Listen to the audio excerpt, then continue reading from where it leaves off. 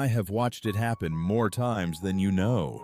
Not the dramatic kind of losing faith, not the kind that comes with a declaration or a door slamming or a public announcement that someone has walked away. That kind is rare. That kind at least has the dignity of a decision. I am talking about the other kind, the slow kind, the kind that happens so gradually that the person doesn't even notice it's happening until one day they reach for something that used to be there and find only silence where the certainty used to live. That is the kind that breaks my heart the most, because those people never stopped wanting to believe. They just got tired, and tired over a long enough period of time, without rest, without answers, without the feeling that any of it is working. Tired becomes empty, and empty is a very dangerous place to live. I know, because I have sat with people in that emptiness. More people than you would think. More people than would ever admit it out loud. People who are still showing up, still going through the motions, still saying the right things in the right rooms. While inside, the fire that used to burn has been reduced to something so small they are no longer sure it exists at all. This chapter is for them. I want to tell you about a man I met when I returned. A pastor, 31 years of ministry. He had built something real. A community, a congregation, a life dedicated entirely to pointing people toward me. And somewhere in year 26 or 27, something shifted. He couldn't point to a single moment. There was no crisis, no betrayal, no catastrophic loss that explained it. It was just a slow draining, a quiet departure of something he had always assumed would stay. He kept preaching. Because what else do you do when your entire identity is built around a faith you are no longer sure you feel? He kept showing up. He kept saying the words. And every Sunday morning, standing at that pulpit, he felt like the loneliest man in the world, surrounded by people who believed what he was saying while he stood there wondering if any of it was still true for him. He had never told a single person, not his wife, not his closest elder, not his oldest friend in ministry, because the shame of it felt unsurvivable, because pastors are not supposed to run out, because the man whose job is to fill other people's tanks had been running on fumes for 5 years and had become so skilled at hiding it that nobody had ever noticed. I noticed. I always notice. I found him on a Wednesday afternoon in his office, door closed, sitting at his desk with an open Bible in front of him that he had not been able to read for months. Not because he didn't open it, but because the words had stopped landing. They sat on the page like words in a language he used to speak fluently and had somehow, without warning, forgotten. I sat across from him. He didn't speak for a long time, and I didn't either. Because sometimes the most sacred thing you can offer someone is the permission to not have to perform, to not have to explain, to just be exactly where they are without apology and without a solution being handed to them before they have even had the chance to feel the full weight of what they are carrying. Finally, he said, "I don't know if I believe anymore." And I said, "I know, and I am still here." He looked up. I said it again, "I know, and I am still here." Not, "Let me fix that for you." Not, "Here is a 5-step plan to rebuild your faith." Not, "Have you tried praying more, reading more, serving more?"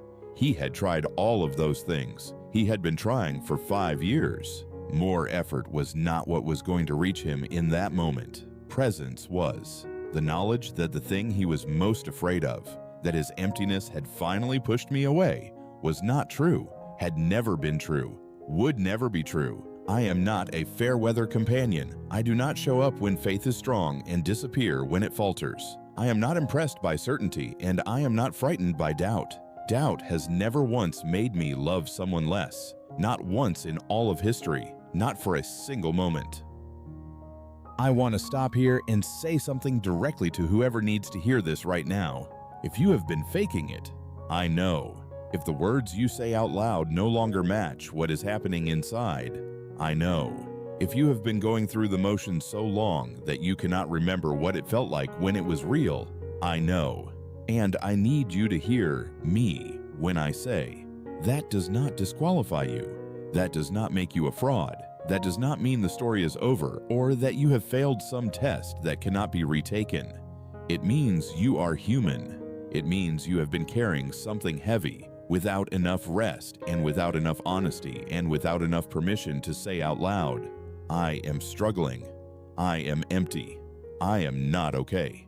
You are allowed to say that to me. In fact, I have been waiting for you to say it, because the conversation that begins with that kind of honesty is the most real conversation we have ever had. More real than the polished prayers, more real than the correct theology, more real than anything you have ever said to me from a place of certainty. Emptiness, when it is brought to me instead of hidden from me, is the beginning of something. I have never once received an empty heart and left it empty. There is a moment in the story of a man named Elijah, one of the most powerful people of faith who ever lived, where he sat down under a tree and asked to die. Not metaphorically, not poetically. He sat down and said, "It is enough. I am done. Let me go." He was exhausted. He had been running on faith and fire for so long, fighting battles that felt impossible, winning victories that produced more battles, and something in him had simply run out. The tank was empty, the fire was gone, and he had nothing left to offer anyone, including himself. And what did I do? I did not rebuke him. I did not remind him of how much he still had to do. I did not give him a speech about perseverance or remind him of all the times I had come through before. I let him sleep. And when he woke up, there was food and water waiting for him. Not a vision, not a word, not a theological framework for understanding his suffering. Food, water, rest. Because sometimes what faith needs in order to survive is not more faith. Sometimes what it needs is sleep and something to eat, and the quiet knowledge that you are not alone in the wilderness you have wandered into. I am still in the business of that kind of provision. I still meet people under their trees. I still let them say, "It is enough. I am done. I cannot go on." And I still say, "I know. Rest now." The journey is not over, but for right now, in this moment, just rest. The pastor in his office sat with me for 2 hours that Wednesday afternoon. We did not solve anything. His faith did not suddenly roar back to life like a fire doused with gasoline. It did not work that way. It rarely does. But something cracked open. Some small, honest thing that had been sealed shut for years finally got a breath of air, and in that crack, something very small and very stubborn began to grow again. He called it the return of a flicker. Not a fire, not yet. A flicker. And I want you to know, a flicker is enough to work with. A flicker is enough for me. I have taken smaller things than a flicker and built something that outlasted empires. Do not despise the flicker. Do not look at what is left of your faith and decide it is too small to be worth anything. Do not compare the ember you are holding to the bonfire you used to have and conclude that you have lost something that cannot be recovered. The ember is still lit. That means something. That means everything. Bring me the emptiness. Bring me the doubt. Bring me the exhaustion and the silence and the prayers that feel like they are going nowhere, and the Sundays that feel hollow, and the moments in the car on the way home from church when you wonder what any of it is for. Bring me all of it. Not when you have cleaned it up, not when you have figured out the right way to present it. Right now, as it is, messy and uncertain and frightened and tired. I have been waiting for exactly this conversation, and I am not going anywhere.